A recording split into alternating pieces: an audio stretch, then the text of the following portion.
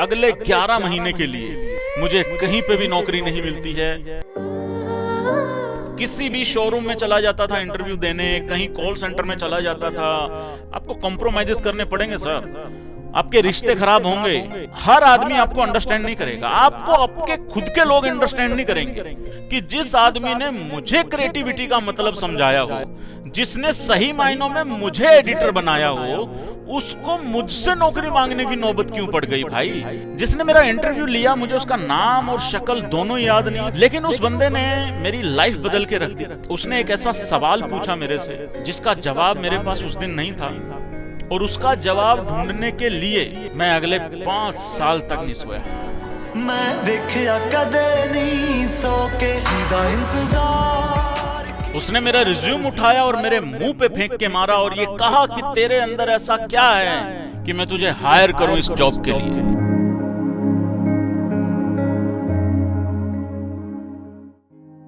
Ninety 90% लोग ऐसे हैं जिन्होंने अपने पैशन को कभी भी कन्वर्ट नहीं होने दिया प्रोफेशन में, क्योंकि वो एक रोग से ग्रस्त थे।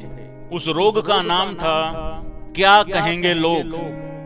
ये रोग मैंने उस दिन त्याग दिया था जिस दिन मेरे फादर एक्सपायर होते हैं। लोगों के व्यूज और लोगों के रिव्यूज ये कैसे बदलते हैं मैंने अच्छे से झेला है। एबीपी न्यूज छोड़ना मेरी लाइफ का सबसे डिफिकल्ट डिसीजन भी था और आसान डिसीजन भी था, और बाद में वो टर्निंग पॉइंट भी साबित हुआ। ये वीडियो 1 लाख सब्सक्राइबर पूरे होने के बाद मैंने प्रॉमिस किया था कि मैं लेके आऊंगा, और मुझे एक चीज की तसल्ली भी है, जिसने भी ये वीडियो पूरा देख लिया, भले ही उसको 1 रुपए का फायदा हो, लेकिन होगा जरूर। मेरी लाइफ की पहली सैलरी 4000 रुपए, कॉल सेंटर वोडाफोन, जो कि उस टाइम पे हच होता था, बाद में वो वोडाफोन बना, और ऑफिस था मोहाली में। मेरे घर से वो ऑफिस करीब करीब पड़ता था 12 या 13 किलोमीटर वन साइड, और मेरे पास साइकिल होता था, जो सिंपल घरों में एटलस के साइकिल होते हैं डंडे वाले, वो वाला मेरे पास साइकिल था। और जिसने चंडीगढ़ से मोहाली में ट्रेवल किया हो, किसी रिक्शा वाले से आप स्पेशली पूछिएगा, वो ज्यादा अच्छे से बताएगा, क्योंकि गाड़ी और स्कूटर पे तो पता नहीं लगता। चंडीगढ़ से जब आप मोहाली जाते हैं तो वो ढलान में है, लेकिन जब आप मोहाली से चंडीगढ़ आओगे तो वो थोड़ा सा हाइट पे पड़ता है। तो जब मैं सुबह जा रहा होता था ऑफिस अपने साइकिल से, तो मुझे साला जाने से ज्यादा मुझे शाम को वापस आने की चिंता होती थी। हालांकि मैं अफोर्ड कर सकता था बाइक लेना, मेरे फादर उस टाइम अफोर्ड कर सकते थे बाइक लेना, वो मैंने इसीलिए बाइक नहीं ली उस टाइम पे, क्योंकि मैं देख रहा था कि मैं 1 महीना पहले जॉब कर लूं, पता लगे आपने 30-35 हजार रुपए खर्चवा दिए 4000 की नौकरी के लिए, तो वो कोई लॉजिक नहीं बनता। तो जैसे ही मेरे को पहली सैलरी मिलती है, साथ के साथ मैंने बाइक लिया, तो वो 1 महीने का जो टाइम पीरियड है वो बड़ा यादगार है। और जिन सड़कों पे मैं साइकिल से चला, उन्हीं सड़कों पे मैं बाइक से गया, फिर उसी सड़क पे मैं गाड़ी में गया, क्योंकि मेरा जो रूट था वो सेम ही रहा था, लेकिन व्हीकल बदलते रहे थे, रूट सेम था। लगभग मैंने 6 महीने नौकरी करी वोडाफोन में एज टेलीकॉलर। हमारा काम होता था लोगों को फोन पे धमकी देना कि 2 घंटे के अंदर बिल जमा करा दो, नहीं तो आपका कट जाएगा। कनेक्शन बोलना भूल जाते थे कई बार बीच में। हम 2 टेलीकॉलर थे जिनकी प्रमोशन हुई 6 महीने के अंदर अंदर, एक मैं और एक मेरा दोस्त अमित। हम लोगों को टेलीकॉलर रखा गया था पोस्ट पेड डिपार्टमेंट, बाद में हमें टीम लीडर बना दिया गया प्रीपेड डिपार्टमेंट में। अच्छा, वहां पे 2 डिपार्टमेंट थे प्रीपेड में भी। एक में एक पुरानी टीम लीडर थी, उसकी ईगो आसमान पे थी। उसको लगा कि ये कल के आए हुए लौंडे 6 महीने पुराने टेलीकॉलर मेरे बराबर आके बैठेंगे मेरे ऑफिस में। पहले तो हमें 1-1.5 महीना तो हमें रियलाइज ही नहीं हुआ, हम भी ढीठ साला, हमें भी रियलाइज नहीं हुआ कि इसकी ईगो हर्ट हो रही है। भाई साहब, हमने इतनी मौज कराई अपनी टीम की, वो रखती थी डंडा देके। तो अल्टीमेटली हुआ क्या, हमारी एक दिन उससे इतनी नेक्स्ट लेवल की उससे बहस हो गई, उससे लड़ाई हो गई कि वो 28-30 लोग हमारे डिपार्टमेंट वाले, 28-30 लोग उसके डिपार्टमेंट वाले, मैं उसको चिल्लाऊं, वो मुझे चिल्लाए, और वो 60 जो डिपार्टमेंट के लोग हैं वो हम दोनों को देख रहे थे बस। और अमित मुझे और उसको बस ऐसे दूर कर रहा था। तो वो इतनी ज्यादा बहस हो गई। और लड़कियों का आपको पता है कि ये बहस में ना 2 मिनट टिक पाती हैं। तगड़े वाली बहस में ये 2 मिनट टिक पाती है, उसके बाद ये रो देती है। तो भाई उसने क्या किया, वो रो के ऊपर भाग गई। ऊपर हमारे एक सर होते थे, ब्रिलियंट सर थे वो, लेकिन वो ब्रिलियंट उस लड़की के लिए थे। उसने बोला, हमें ऊपर बुलाया, कह रहे सॉरी बोलो। हम सख्त लौंडे, हम क्यों बोले? मैंने अमित की तरफ देखा, अमित ने मुझे देखा, फिर हमने दोनों ने उसको देखा जो कह रहा था सॉरी बोलो, और वो रोने वाली वहीं खड़ी है। और हम उस डिपार्टमेंट में खड़े हैं फर्स्ट फ्लोर पे, जहां पे हम टेलीकॉलर थे। तो वो जो नीचे 60 लोग थे वो भी हमें देख रहे हैं ऐसे बाहर निकल के वहां पे ग्राउंड फ्लोर पे, और जो हमारे खुद के जो भाई लोग थे जिनसे हम प्रमोशन लेके ऊपर उठ चुके थे, अब वो भी हमें देख रहे थे। तो इतनी ज्यादा सिचुएशन वहां बिगड़ गई थी। मैंने अमित को कहा, मैंने कहा अमित इधर आ। मैंने कहा मुझे ये था कहीं मैं वहां ऐसे स्टैंड ले जाऊं और अमित ये कहे कि यार भाई तूने ऐसे खाम खा कटवा दिया, यार सॉरी बोल लेते, यार नौकरी ऐसे चली गई, क्योंकि उसने भी नई नई बाइक ली थी। तो मुझे ये था, मैंने कहा यार ये कहीं किस्त ना इसकी फंस जाए। तो मैंने उसको कहा, मैंने कहा हाँ बोल। कह रहा भाई सॉरी तो नहीं मांगेंगे। मैंने कहा भाई बनती भी नहीं है। तो हमने सॉरी नहीं बोला। उसने हमें ऑप्शन दिया था, कह रहे या तो आप 15 मिनट के अंदर सॉरी बोल दो या फिर आप रिजाइन कर दो। तो हम उसको कह के आए, मैं कहा सर मेल दे दो जिस पे रिजाइन भेजना है। हम नीचे गए, हमने रिजाइन किया और हम वहां से जॉब छोड़ के एकदम से निकल गए। लेकिन जब मैं वो नौकरी छोड़ के निकला, उसके बाद असली जिंदगी शुरू होती है, असली स्ट्रगल, असली ठोकरें लगनी शुरू होती हैं जिंदगी की। उस दिन मुझे 2 चीजें रियलाइज हुई। पहली, जब तक अगली नौकरी ना मिले पिछली मत छोड़ा करो। दूसरी, बिना बात के किसी लड़की से बहस मत किया करो, नहीं तो बहुत गंदा कटेगा। उस नौकरी छोड़ने के बाद अगले 11 महीने के लिए मुझे कहीं पे भी नौकरी नहीं मिलती है। ठोकरें इतनी खाई कि मेरे पास इतने सारे रिज्यूम, इतने सारे सीवी होते थे, इतने सारे, वो सारे के सारे खत्म हो चुके थे। जहां भी इंटरव्यू का पता लगता था, और मैं कहीं भी चला जाता था, किसी भी शोरूम में चला जाता था इंटरव्यू देने, कहीं कॉल सेंटर में चला जाता था, जहां पे भी पता, मतलब वेल्डिंग वाले चाहिए वो छोड़ के बाकी हर जगह चला जाता था मैं। ऐसे ही रैंडम इंटरव्यू देते देते मैं मारुति के शोरूम में पहुंचता हूं। वहां पे उनको सेल्समैन चाहिए थे।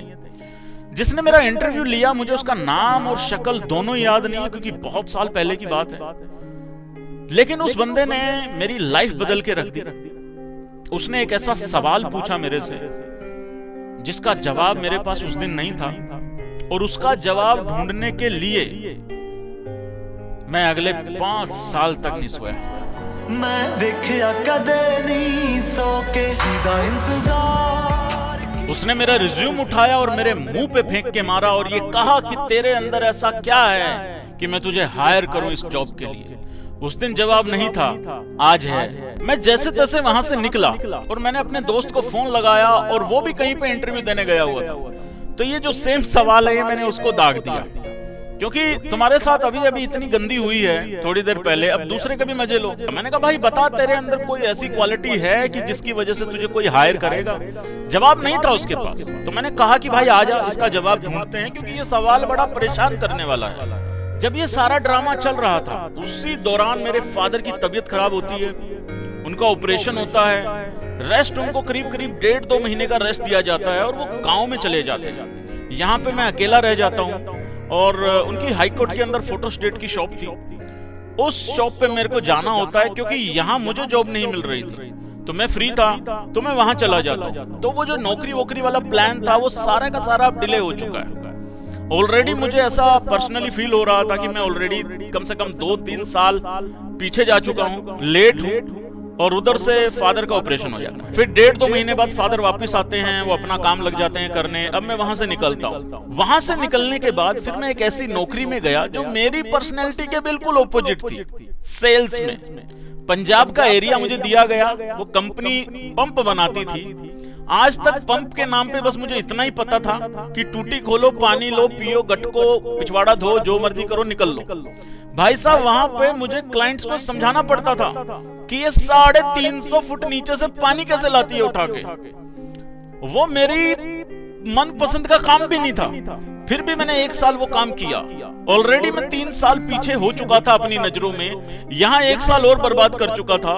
4-4.5 साल में पीछे जा चुका था अपनी ही नजरों में। फिर एक ऐसा मोड़ आ जाता है वो नौकरी करते करते, जहां मुझे ये समझ में आ जाता है कि कंपनी भी मुझे निकालने के चक्रों में है और कंपनी को भी ये समझ आ जाता है कि साला ये भी छोड़ के भागेगा, इसके पास गाड़ी है, ले लो इससे जल्दी, क्योंकि कंपनी ने मुझे गाड़ी दे रखी थी ट्रैवल करने के लिए। अब होता है असली खेल शुरू। जब मैं वहां से नौकरी छोड़ के निकल रहा था, मेरे दिमाग में दो ही चीजें चल रही थी। एक तो ये कि मैं फिर से जीरो पे आके खड़ा हो गया 4.5 साल के बाद, और दूसरी चीज वो जो उस मारुति के शोरूम वाले ने मुझे बात बोली थी कि रिज्यूम मेरे मुंह पे फेंक के कि ऐसा तेरे अंदर क्या है जो मैं तुझे हायर करूं। उसके बाद मैं अपने उसी दोस्त को फोन लगाता हूं जिसको मैंने उस दिन फोन लगाया था मारुति के शोरूम के बाहर निकलने के बाद, और उससे पूछा था कि तेरे अंदर क्या क्वालिटी है कि तुझे कोई हायर करेगा।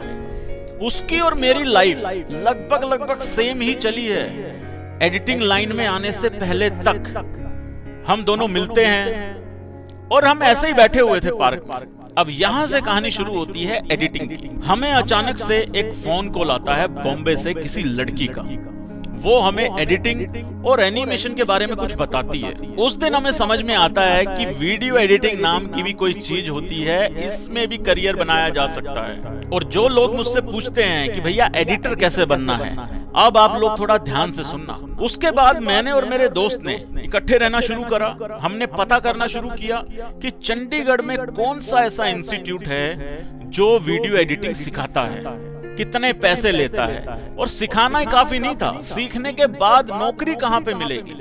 क्योंकि आपको यह भी पता करना है साथ में कि आपके शहर में आसपास में कितने न्यूज चैनल हैं, कितने प्रोडक्शन हाउस हैं, कितने म्यूजिक चैनल हैं। क्योंकि हम दो चीजों में कंफ्यूज थे, एनिमेशन करें या वीडियो एडिटिंग करें। एनिमेशन हमने इसलिए कट मार दिया, उस पे क्रॉस मार दिया, क्योंकि कोई भी चैनल बिना वीडियो एडिटर के नहीं चल सकता, लेकिन एक एनिमेशन के बगैर चल सकता है। तो अगर एक चैनल में 15 वीडियो एडिटर की रिक्वायरमेंट है, तो अगर एनिमेशन वाले चाहिएंगे भी तो सिर्फ 2 ही चाहिएंगे।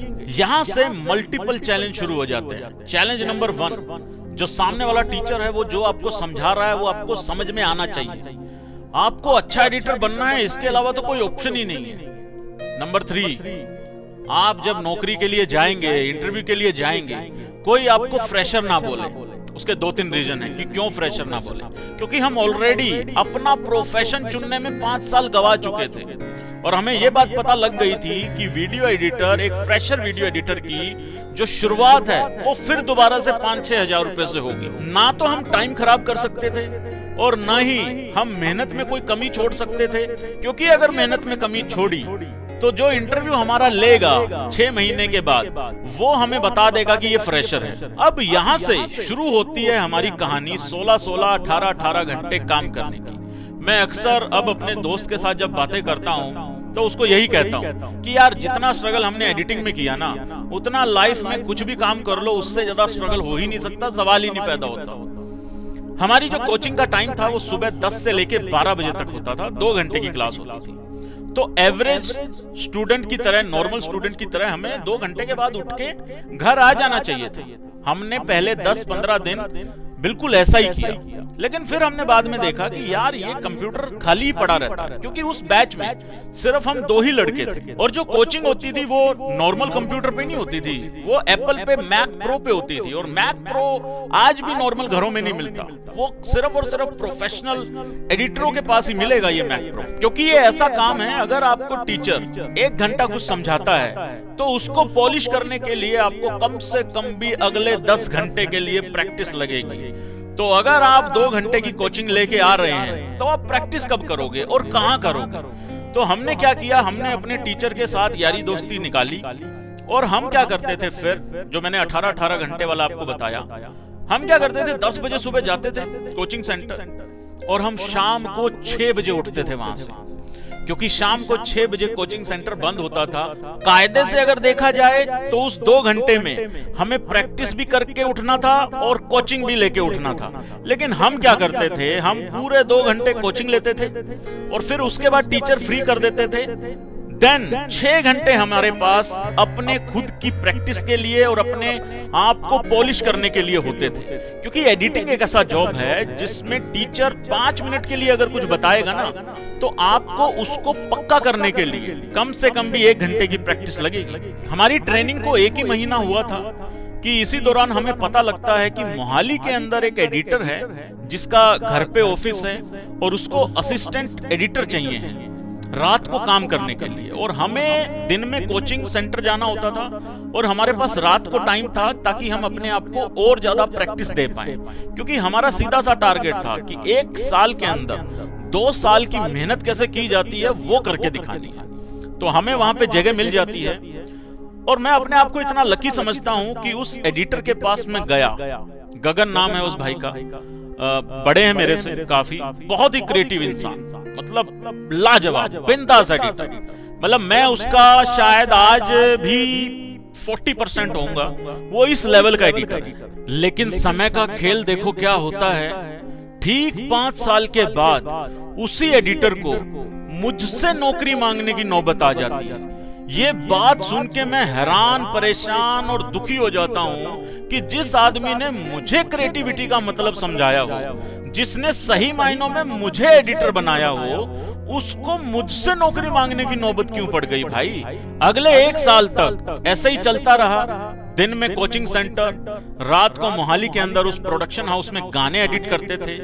और ठीक 1 साल के बाद जब हम इंटरव्यू के लिए अल्टीमेटली चैनल्स के अंदर पहुंचे, पहले चैनल के अंदर पहुंचे, तो वही हुआ जिसका हमें डे 1 से डर था। मेरा दोस्त रिजेक्ट हो जाता है, ये तो हार्ट ब्रेक था ही था, लेकिन जिसका डे 1 से डर था कि कोई हमें फ्रेशर ना बोले और सैलरी कम ना दे दे, क्योंकि ऑलरेडी 5 साल पहले खराब कर चुके थे, दोबारा से जीरो से शुरू कर रहे थे, वही हुआ।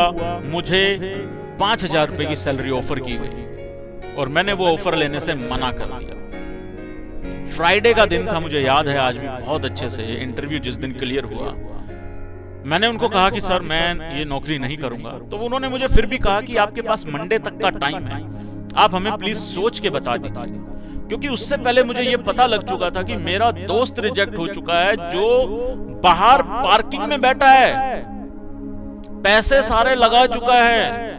अब घर से आप पैसे नहीं मांग सकते दोबारा। बहुत अच्छे से मुझे याद है, हम कई घंटे तक उसी पार्किंग में खड़े रहे थे। हम फ्रस्ट्रेटेड हो चुके थे बिल्कुल, क्योंकि इस बार हम सब कुछ लगा चुके थे, अपना टाइम भी, मेहनत भी, दिल भी, पैसा तो बिल्कुल ही लगा चुके थे। अब हमारे पास पीछे मुड़ने को कुछ भी नहीं था। या तो हम दोनों के दोनों घर पे झूठ बोल के कहीं पे दोबारा से कॉल सेंटर ज्वाइन कर लेते, और ये बोला भी उसने, मेरे दोस्त ने, कहता यार मैं एक काम करता हूं, मैं कॉल सेंटर ज्वाइन कर लेता हूं दोबारा। फिर मैंने उसको कहा कि नहीं यार, कॉल सेंटर नहीं भाई, नौकरी मिल जाएगी, चलते हैं कहीं दूसरी जगह ढूंढते हैं, दोनों इकट्ठे चलते हैं। लेकिन फिर उसने एक बात बोली जो कि बिल्कुल सही साबित हुई बाद में, कई सालों के बाद। उसने कहा कि यार हो सकता है कि हम दोनों इकट्ठे जाएं और हमारा फिर से दोबारा एक का हो जाए और एक का ना हो पाए, ये पॉसिबिलिटी है।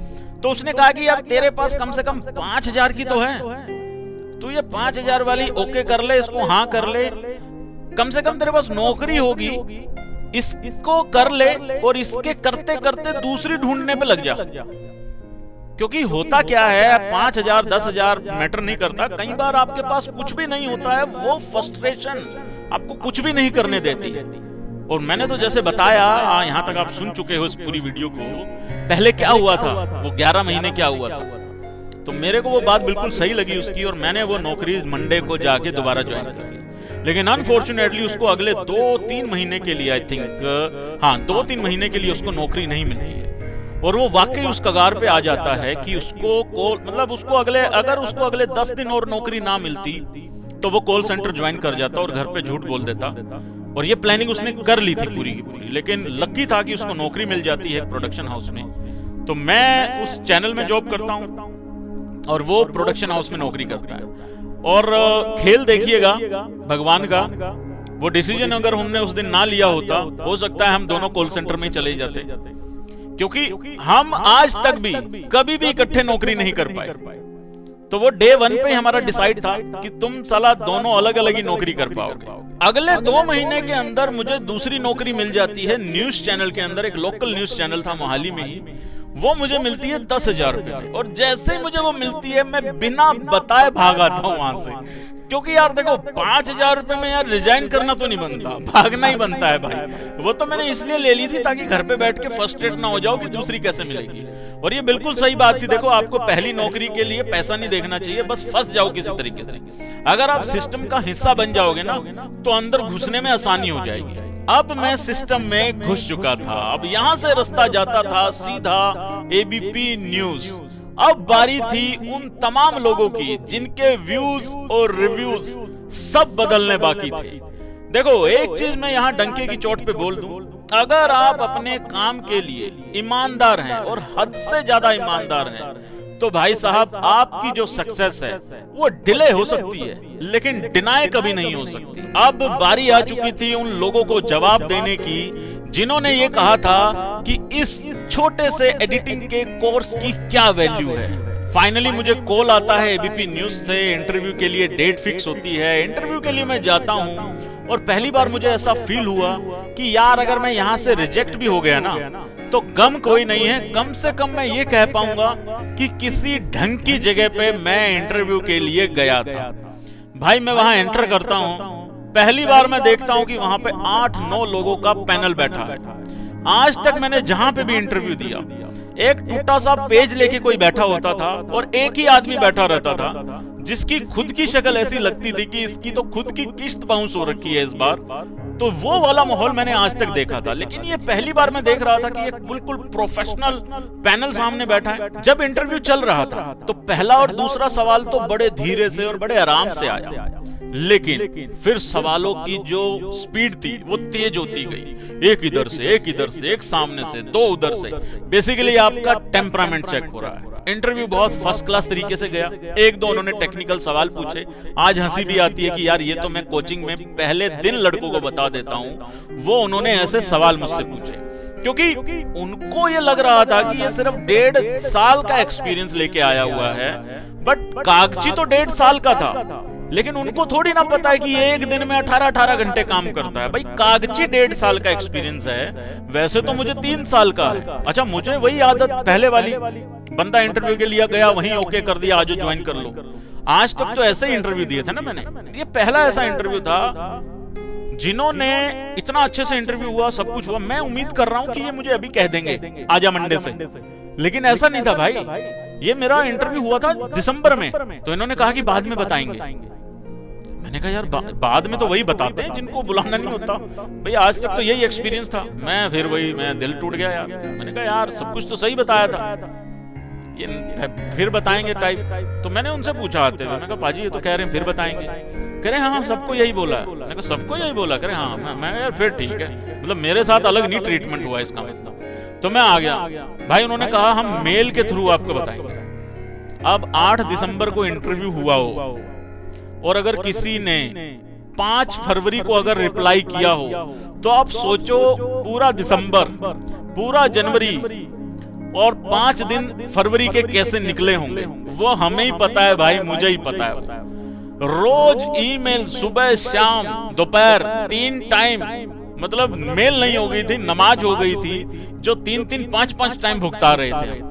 एकदम वो मेल आती है आपको मेडिकल वगैरह करना। अच्छा मेडिकल का हमारा पैनल रखा इन्होंने अमृतसर में।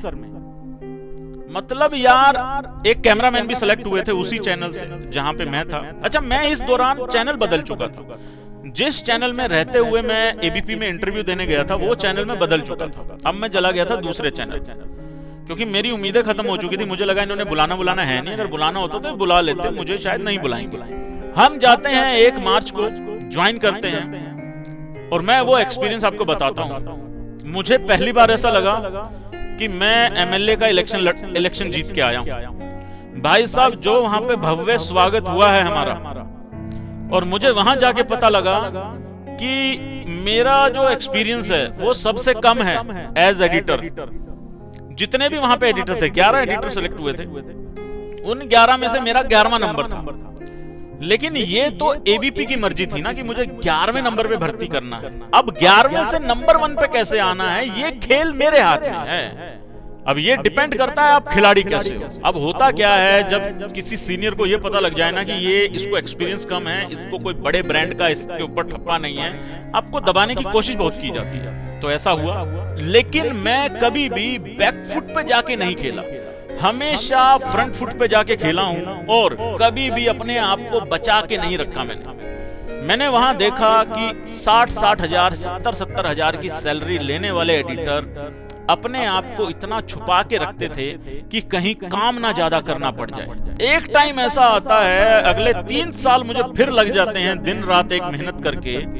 अगले 3 साल के अंदर वो जो 60 हजार रुपए सैलरी वाला लड़का है, एडिटर है, वो मुझे रिपोर्टिंग करता है, वो मुझे बता के जाता है कि मैं जा रहा हूं या मुझे कल की छुट्टी चाहिए।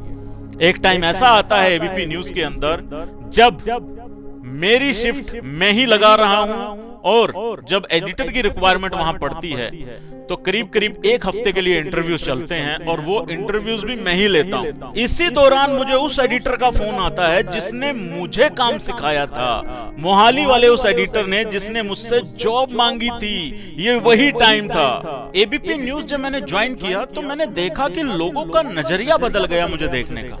उस दिन मुझे एक बात समझ में आई कि लोग तुम्हें वैल्यू नहीं करते, तुम्हारी पोजीशन को वैल्यू करते हैं। कई साल इसी तरीके से निकल जाते हैं। कई बार तो ये इंसिडेंट भी हुआ है कि दूसरे लड़के आके मुझे कहते थे कि भाई इतना तू क्यों टेंशन लेता है, इतना काम क्यों करता है, आराम से किया कर। क्योंकि उनकी एक दिक्कत थी, क्योंकि मैं ज्यादा काम करता था तो शाम को जो वर्क रिपोर्ट जाती थी उसमें उनका काम कम दिखता था और मेरा ज्यादा दिखता था। वो हरामखोरी करते थे, ये उनकी प्रॉब्लम थी। मुझे काम के सिवा कुछ नहीं आता था, ये मेरी प्रॉब्लम थी। कई साल निकलने के बाद मेरे फादर की तबीयत फिर दोबारा खराब होनी शुरू हो जाती है और इस बार वो डेंजरस डिक्लाइन की तरफ जाती है। इस चक्कर में छुट्टियां नेचुरल हैं कि होंगी। मुझे ये गलतफहमी थी कि मैं अगर चैनल के साथ इतना डेडिकेटेड रहा हूं, अगर एक 20,000 वाला एडिटर 60,000 वाले एडिटर को मात देता है और रोज देता है तो उसके साथ चैनल भी कहीं ना कहीं खड़ा रहेगा। लेकिन मुझे ऐसा लगता है कहीं ना कहीं मेरी गलती ये रही कि मैंने चापलूसी के अलावा बाकी सब कुछ किया है और काम ही मुझे आता था करना। छुट्टियां होती हैं, काफी महीने तो उन्होंने झेला, लेकिन एक बार क्या इंसिडेंट होता है, मुझे मजबूरी में हॉस्पिटलाइज करना पड़ता है अपने फादर को और मैंने सुबह सुबह मेल डाल दी एचआर को और एचआर ने मुझे आगे से रिप्लाई किया, व्हाट इज दिस। मेरी जो खोपड़ी है वो इतनी सटक गई वो मेल देख के कि भाई तुझे पढ़ना नहीं आ रहा है या तुझे पढ़ के समझ में नहीं आ रहा है।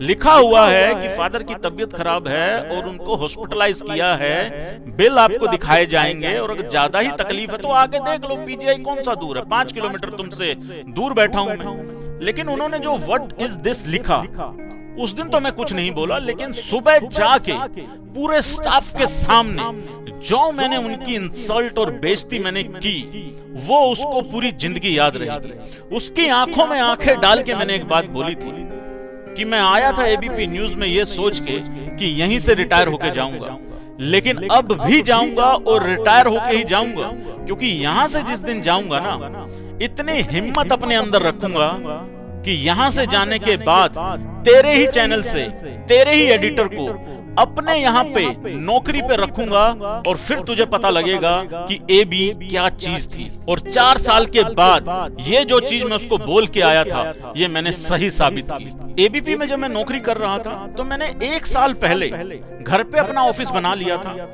और मैं छोटा मोटा काम करना शुरू कर चुका था। जितनी सैलरी मुझे एबीपी में मिलती थी उतना मैं काम रात को घर पे आके निकालना शुरू कर चुका था, क्योंकि मेरा एक मानना था कि मैं 8 घंटे 9 घंटे खेलने के लिए नहीं बना हूं। मैं कम से कम मेरी जो एबिलिटी है वो 18-16 घंटे की काम करने की है, क्योंकि वो ट्रेनिंग के टाइम से ऐसा तंत्र मंत्र सेट हो गया है कि उससे नीचे बात ही नहीं बनती अब।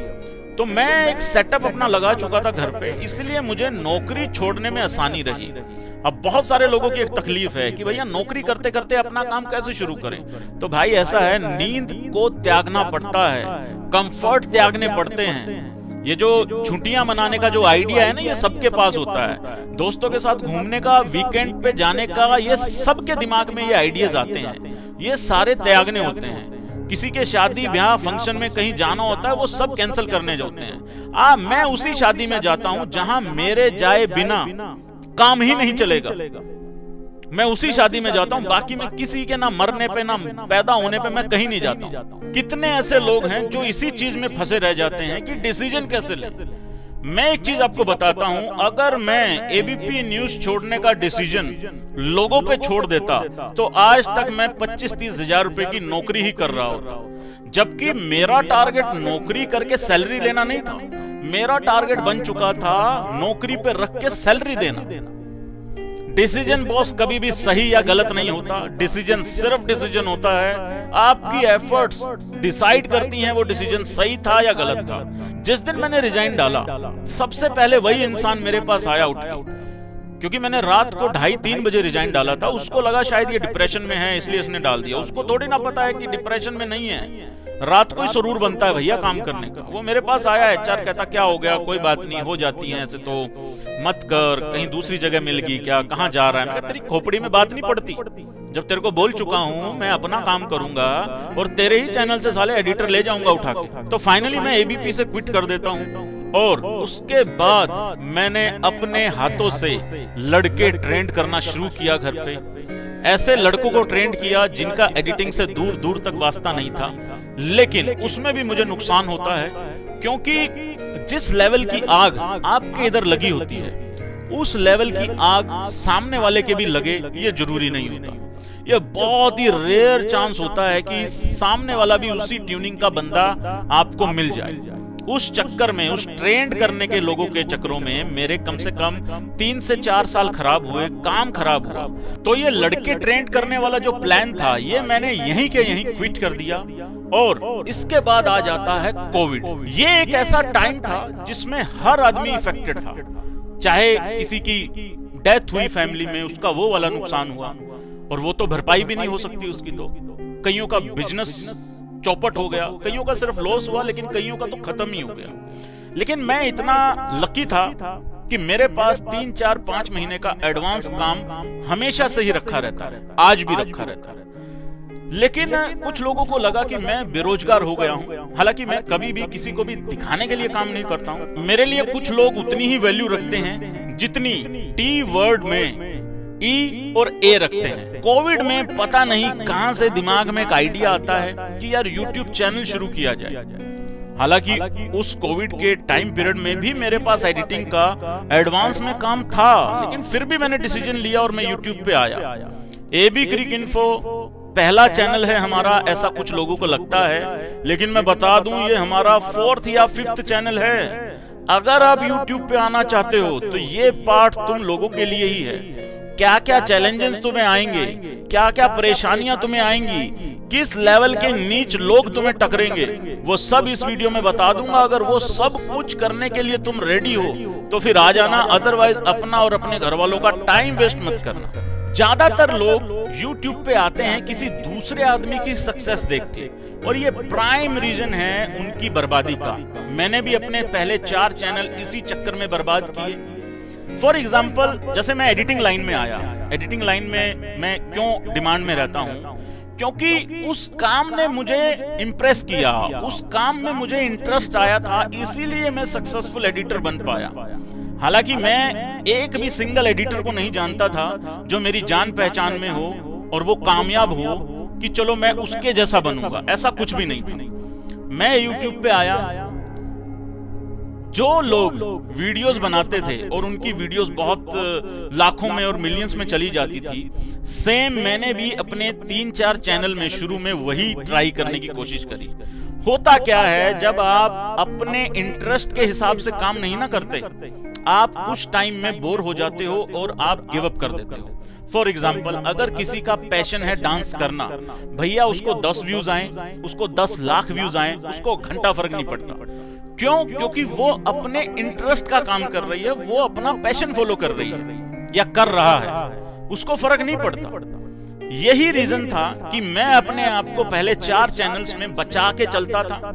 मुझे ऐसा लगता था मैं सिर्फ वॉइस वाली वीडियोस बनाऊंगा, मैं फेस नहीं दिखाऊंगा। ये तमाम दिक्कतें आज जो यूट्यूबर बनना चाहता है ये उनके साथ हैं। मेरी एक्सपर्टीज नहीं थी कैमरे के आगे बोलने की। मैं एक वीडियो एडिटर हूं। वीडियो एडिटर पर्दे के आगे आने वाले लोगों में से नहीं होता। वीडियो एडिटर होता है पर्दे के पीछे का हीरो, पर्दे के आगे के हीरो और होते हैं। लेकिन मैं एक बात आपको बता दूं, अगर आपको कुछ एक्स्ट्रा ऑर्डिनरी अचीव करना है तो भैया आपको सबसे पहले तो ये दिमाग से और ये खोपड़ी से निकालना पड़ेगा कि ये फला फला काम मैं नहीं कर सकता। आप सब कुछ कर सकते हैं। अगर आपके सपने हैं, ड्रीम्स हैं, तो आपको अपना कंफर्ट लेवल जो है ना वो तोड़ना पड़ेगा, ब्रेक करना पड़ेगा। देखो, कहा यह जाता है कि जो घड़ा होता है ना, मिट्टी का जो घड़ा होता है, अगर उसके ऊपर ढक्कन लगा दिया जाए, जितनी मर्जी बारिश हो जाए उसमें एक बूंद नहीं जाएगी। तो ये जो ढक्कन है ना, इसको खोल के रखना चाहिए, तभी अंदर जो है ना वो बूंदे जाएंगी। अगर आप अंदर कुछ डालना चाहते हो अपने तो YouTube पे मैक्सिमम लोग आएंगे, शॉर्ट्स वीडियो डालेंगे, किसी किसी की वीडियो चिपका के चले जाएंगे। उनको लगता है हम इस तरीके से कैरी मिनाटी बन जाएंगे। भैया अगर आना है तो बेस्ट वे से आओ, प्रोफेशनल वे से आओ और बी रेडी। बी रेडी किस लिए? 5 साल अगर आप दे सकते हो इस लाइन में डेडिकेटेड होके। इस चैनल पे 1400 वीडियो हैं, करीब 1500 वीडियो हैं एबी क्रिक इन्फो पे। पहली जो 900 वीडियो थी, इनफैक्ट 950 जो वीडियो थी इस चैनल पे, उसमें मुझे कोई खास रिस्पॉन्स नहीं मिला और मैंने अपने आप को कभी दूसरे चैनलों से कंपेयर भी नहीं किया। उस दिन भी नहीं किया था, आज भी कंपेयर नहीं करता हूं कि अगर मेरे 1 लाख सब्सक्राइबर हैं तो किसी के 100 व्यूज आते हैं, किसी के 200 आते हैं या किसी के 80,000 आते हैं। मैं आज भी अपने आप को कंपेयर नहीं करता हूं। जिस दिन आपने अपने आप को कंपेयर किया, आपकी बर्बादी उसी दिन शुरू हो जाएगी। 5 साल के लिए आना इस लाइन में अगर घुसना है तो बहुत आप लकी होंगे, तो आप 1.5 साल में 2 साल में आपको परफेक्ट रिजल्ट मिल जाएगा। अदरवाइज 5 साल अगर आपने डेडिकेटेड इस लाइन में दे दिए, व्हाइट पेपर पे अगेन लिखने को तैयार हूं, जैसे एडिटिंग के लिए बोला था, अगर ये काम कर जाओगे तो आपको सक्सेसफुल, देखो एडिटर आप 10 दिन में भी बन सकते हो, लेकिन वो भीड़ वाला एडिटर नहीं मैं बोल रहा हूं बनने को, और भीड़ वाला मैं यूट्यूबर भी नहीं बोल रहा हूं आपको बनने को। अगर आपको बेस्ट बनना है, देखो मैंने आज तक जिंदगी में कोई भी ऐसा काम नहीं किया जो सिर्फ भीड़ में रह के किया हो और खत्म हो गया हो। YouTube पे भी आया था तो यही सोच के आया था कि यार बेस्ट, मतलब वो कहते हैं ना कि एक पेड़ जो है वो वहां तक जाता है जहां तक उसको जाना होता है। वो कभी भी ये सोच के बड़ा नहीं होता कि ये जो मेरे साथ वाला पेड़ है ये तो सिर्फ 20 फीट का है, तो मैं 25 फीट क्यों जाऊं? अबे भाई, उसकी औकात ही 25 फीट की है या 20 फीट की है, तेरी 50 फीट की है, तू 50 तक जाना। तो रीच टू द मैक्सिमम वाला फंडा है यहाँ पे, जहां तक जा सकते हो वहां तक जाओ। 5 साल, बार बार बोल रहा हूं, 5 साल डिमांड है किसी भी काम में। सक्सेस अगर आपको चाहिए तो 5 साल का फंडा सीधा सा है, और ये दिमाग से हमेशा निकाल देना, बड़े छोटे जो भी सुन रहे हैं वीडियो, कि आप 8, 9, 10 घंटे में क्रांति ले आओगे, बिल्कुल नहीं लेके आओगे। आप मेहनत तो करो, 5, 6, 7 साल डेडिकेटेड आओ तो सही इस लाइन में या किसी भी लाइन में। उसके बाद एक ऐसा टाइम आएगा फिर आपको एक दिन में सिर्फ 3 घंटे के लिए काम करना है या सिर्फ 4 घंटे के लिए काम करना है। फिर वो करेंगे लोग 10-10 घंटे काम, फिर आपको नहीं करना। आप में और उनमें सिर्फ यही फर्क होगा कि तुमने पहले जो है वो इन्वेस्ट किया था टाइम, आज तुम उसका बैठ के खाओगे। एडिटिंग लाइन में जैसे कुछ टर्निंग पॉइंट्स थे, वैसे ही यूट्यूब पे भी एक टर्निंग पॉइंट आया था, जहां पे मुझे ऐसा लगता है कि अगर मेरी जगह पे कोई भी अगर होता तो वो दोबारा जिंदगी में कभी भी यूट्यूब पे काम नहीं करता। मुझे भी एक टाइम पे ऐसा लगा था कि शायद ये दी एंड है, इसके बाद काम नहीं कर पाऊंगा यूट्यूब पे। एबी क्रिक इन्फो से पहले जो लास्ट चैनल था वो था एक्चुअल ज्ञान नाम से। आईपीएल था, मुझे याद है 2020 का आईपीएल था। वो चैनल ठीक आईपीएल से 3 दिन पहले टर्मिनेट होता है और मुझे 1 सेकंड के लिए ये लगा कि सब कुछ खत्म हो गया। इनफैक्ट 5 मिनट के लिए मुझे बुरा लगा, लेकिन उस दिन मुझे एक पंजाबी में एक वर्ड है खुंदक, फिर पता नहीं क्यों एक जिद हो गई थी। बुरा तो बहुत लगा, लेकिन 15 मिनट के बाद एबी क्रिक इन्फो का नाम दिमाग में आया, पता नहीं कहां से, आई डोंट नो। शायद भगवान टेस्ट कर रहा था। होता है कई बार आपके, मैंने कहा ना, अगर आप अपने काम के लिए ईमानदार हैं, आपकी सक्सेस डिले हो सकती है, डिनाई नहीं हो सकती। वैसा ही हो रहा था मेरे साथ। एबी क्रिक इन्फो का अचानक से नाम आया, सॉफ्टवेयर ओपन किए, लोगो डिजाइन किया, चैनल बनाया। 15-20 मिनट के बाद ये सारा कार्यक्रम मैंने करना शुरू कर दिया था। अगर मेरी जगह कोई भी होता सर दोबारा YouTube पे आ ही नहीं सकता था, क्योंकि मैं बहुत कुछ अपना इन्वेस्ट करके खराब कर चुका था काम। लेकिन उसके बाद जो भी हुआ, AB क्रिक इन्फो का जो भी हुआ आज तक, वो सब का सब जिद के कारण हुआ, और एक पैशन तो अलग लेवल का था। और उसके बाद जिस तरीके से तुम लोगों ने सपोर्ट किया, फिर तो तुम लोगों ने खींच के रख दिया काम। और ये जो खींच के रखने वाला काम है, ये हमारे पंजाब में आप आइए, यहाँ पे जब एक दूसरे को मोटिवेट करने के लिए कोई लाइन बोली जाती है तो वो यही बोली जाती है, शाबाश शाबाश, खींच के रखो काम। ये जो नेवर गिव अप वाला जो रोना है ना, ये भाई व्हाट्सएप स्टेटस पे लगाने के लिए नहीं होता, ये जिंदगी में अप्लाई करना होता है। और सर एक बात बता दूं मैं आपको, ये सब कुछ अगर आप करने के लिए रेडी हो, आपको कॉम्प्रोमाइजेस करने पड़ेंगे सर। आपके रिश्ते खराब होंगे, आपको बहुत सारे रिश्ते दांव पे लगाने पड़ेंगे, क्योंकि होता क्या है, हर आदमी आपको अंडरस्टैंड नहीं करेगा। आपको आपके खुद के लोग अंडरस्टैंड नहीं करेंगे कि ये क्यों दूर है, ये क्यों बिजी है, ये क्यों ये काम कर रहा है। आपके खुद के लोग अंडरस्टैंड नहीं करेंगे। लेकिन कोई चक्कर नहीं है, उन लोगों को आप छोड़ दीजिएगा। कुछ दिन की बात होती है, जो स्ट्रगलिंग पीरियड होता है उसमें सर देखो, मैं एक बात हमेशा बोलता हूं, हर आदमी को बोलता हूं, आपके प्रोसेस में कोई तब तक इंटरेस्ट नहीं लेगा जब तक आप उनको रिजल्ट्स नहीं दिखाओगे।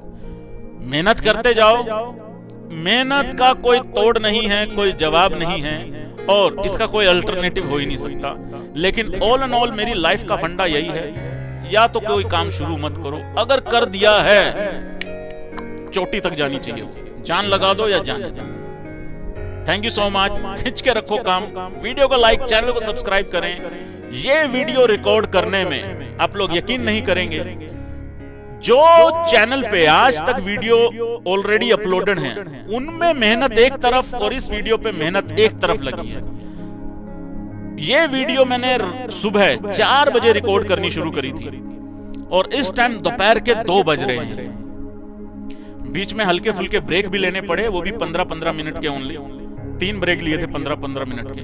तो इतना टाइम इस वीडियो को रिकॉर्ड करने में लगा, क्योंकि किसी और मुद्दे पे मैं लाइव आता हूं, 2-2 घंटे बोलता हूं, बिंदास, कोई चक्कर नहीं है। इस वीडियो को रिकॉर्ड करने में जितनी तकलीफ और जितनी दिक्कत आई है, शायद अगर आप लोगों को वीडियो अच्छा लगा हो तो मुझे बता जरूर दीजिएगा, ताकि इतने घंटे रिकॉर्डिंग में बैठा मैं, वो वसूल हो जाएगा।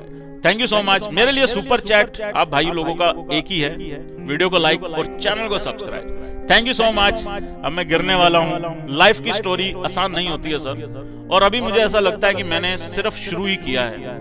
अभी मैं उस मुकाम पे नहीं पहुंचा हूं कि मैं किसी को ज्ञान दे सकूं, या मैं कोई बाबा बन गया हूं, उपदेश दे रहा हूं। नहीं, मैंने अभी तक की अपनी स्टोरी बताई है, और अभी तक मुझे ऐसा लगता है कि मैंने जस्ट अभी शुरू किया है।